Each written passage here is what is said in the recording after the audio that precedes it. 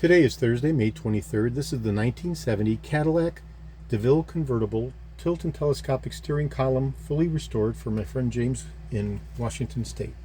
So this is video number 3 out of a 3-video set. I'm doing a final functional validation test of the mechanics and electricals of this fully restored column.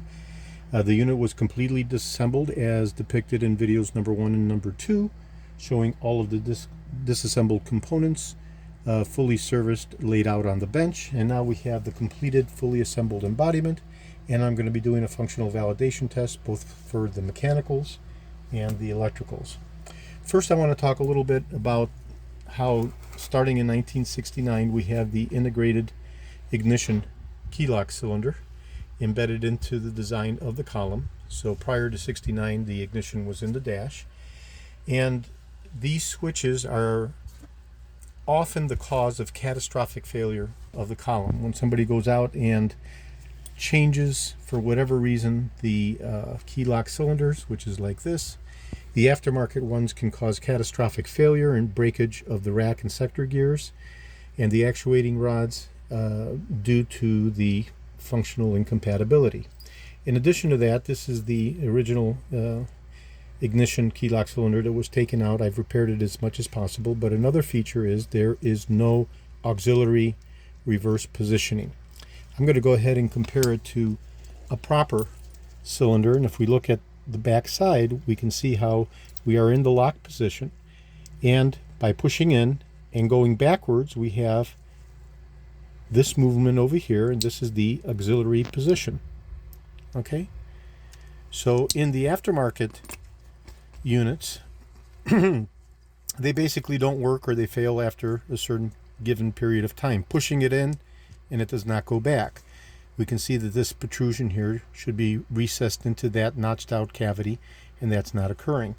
There's some other problems also, such as the fitment being rigid and not fully flexible, and again, these can be causes of the catastrophic failure. They also don't properly support the buzzer switch because the plunger doesn't actuate properly. So a lot of these aftermarket Keylock cylinders can be an originating cause of catastrophic failure for the tilt and telescopic steering column. So in this particular instance, I have an original General Motors Cadillac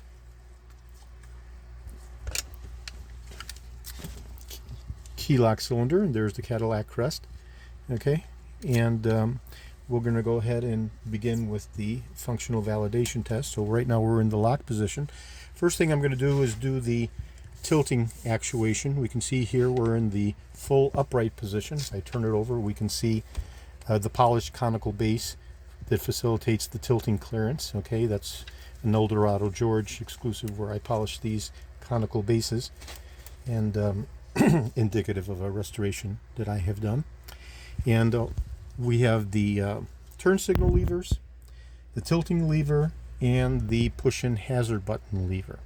Another problem with an improper hazard button lever is it'll bind the plunging rod for the hazard lights, and that again will cause catastrophic failure electrically for the columns. So I've gone ahead and I've replaced, for the purposes of this demonstration, and placed my own levers in here, both the tilt lever, the turn signal lever, and the hazard light push-in button or minor lever, and we'll be demonstrating with proper ancillary components.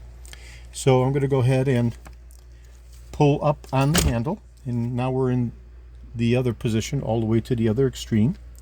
So that's a full up, partial up, neutral position, full down, and partial down. And I'm going to go back to neutral now, and we'll go ahead and conduct the other tests. So we've gone ahead and we've tested the 5 degrees of freedom for the tilting function. And over here we have the infinite locating 3.5-inch travel telescopic neck. And right now, with a quarter of a turn, the unit is fixably constrained and not sliding. I'll go ahead and turn it a quarter of a turn, and now we have free floating infinite movement for the full 3.5 inches of travel, the travel of which gets covered by the back head bowl cover of the steering wheel back cover. Okay, quarter of a turn, locks it back in place.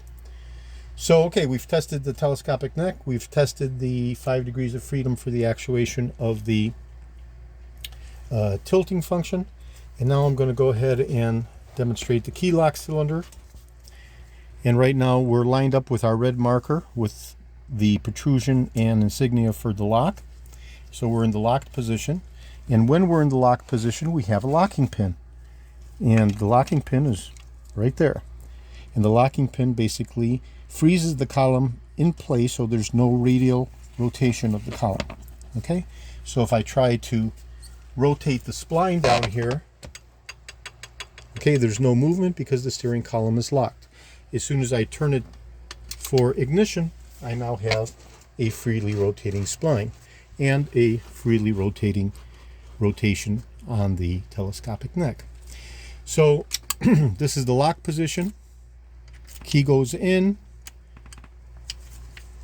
we turn it, and now we have the recoiling of the ignition and the corresponding actuation rod right here, moving in concert with that recoiling effect, which of course places the electrical contacts where necessary for the ignition to take place. So that's how the embedded ignition keylock cylinder functions in accordance with the sector gear and the rack gear that were severely catastrophically damaged in this particular instance. The movement of same actuates the actuating rod, and that of course places the contacts in the appropriate condition for the electrical connections to start the car and so forth and so on. So okay, that's the keylock cylinder. So now I'm going to go ahead and I'm going to do an electrical test. And this is the straight bar connector. This started in '69. Previous models of Cadillac 67 and 68 had a 9 and 3 pin arc connector. Okay, so I'm going to go ahead and apply power to the turn signal feed.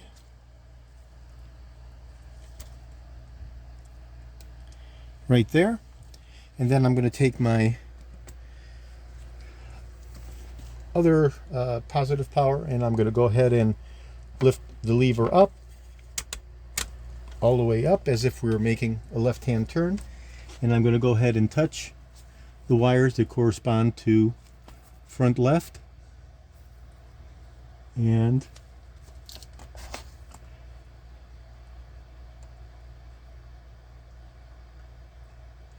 rear left. Okay, right there. So when I go ahead and I rotate the spline, we'll be looking for the lever, and it cancels out back to neutral in accordance with the cancellation cam. Okay, so now I'm going to go ahead and make the right hand lever go up, and we touch the right hand front, and we touch the right hand rear. Right hand front, right hand rear. So we've tested the left and right turn signals, front and back. Okay, now I'm going to go ahead and press in. Oh, let me go ahead and rotate it, and we'll look for the lever to cancel out, and it does so.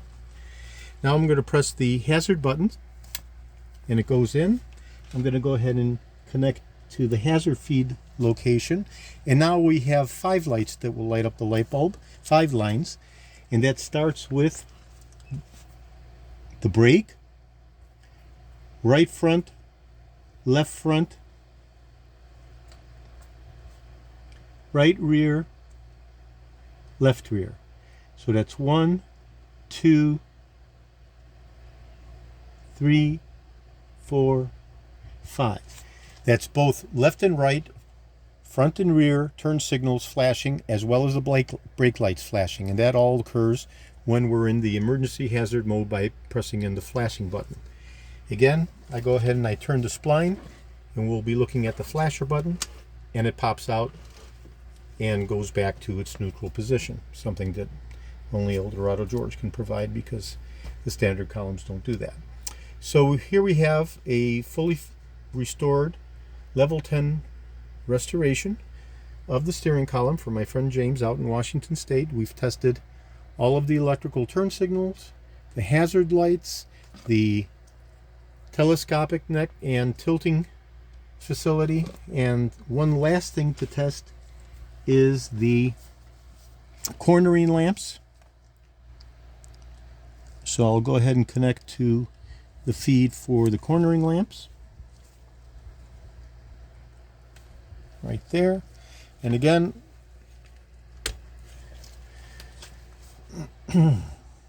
test the left-hand mode. And I'll cancel out the lever. Go to right-hand mode. And there's the right-hand connection. So that's the right-hand cornering lamp.